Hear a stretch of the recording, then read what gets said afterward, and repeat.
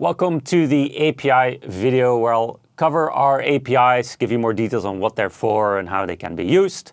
And that way you'll have a better understanding of our different APIs and which one you can use for whatever kind of purpose you want to use it for. So to start off, our APIs are all GraphQL APIs. So that's important to understand. If you have any experience with GraphQL APIs, you'll have an easier time to go through them. Now, talking about the different APIs, you actually have three different APIs. First off, we have the Data API.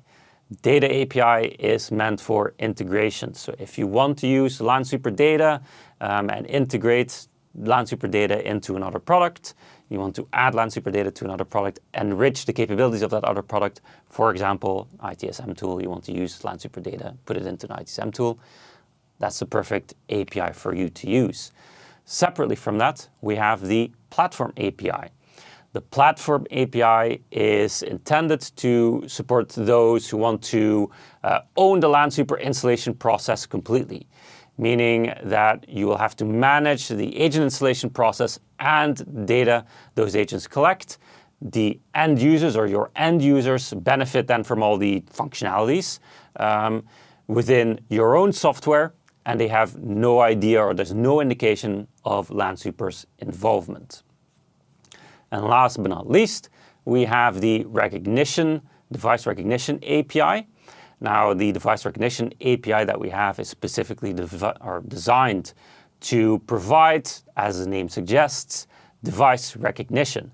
This can be used in cybersecurity products that need an easy way to identify all kinds of random devices that are around. This can be used in telecom products, and it has also already been used in by network hardware manufacturers, specifically routers, to provide services within those user interfaces. For example, to show in a home network what each type of device is.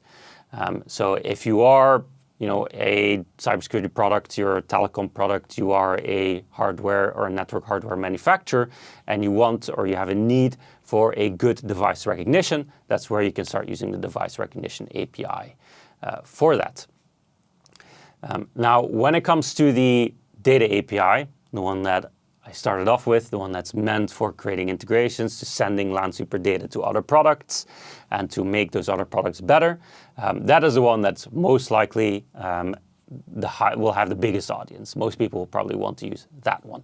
So something specific for that is you basically have three different ways of grabbing information from that. You have your instant queries for small pieces of information. You have your bulk exports, which is when you want to pump over a lot of information. Think about, for example, like CMDB enrichments, where you really want to take a bunch of information from Lansweeper and shift it over to a CMDB in a specific interval. That's where the bulk exports come in. And last but not least, we have webhooks as well. If there's specific events that need to trigger a data retrieval, that's where the webhooks come in. When it comes to authentication, authentication can be done either through OAuth or zero auth, depending on what you read it, or the personal access token that you can create as well. Now, I'm not going to go much further into all the details and the specifics of each different API. For that, we have our documentation. If you are interested in any of the three APIs that we've covered, please head over to our documentation. You can find all the details there. You can find quick start guides and all of that there to start working with them and start creating your integrations with Lansweeper. So that'll be it for me.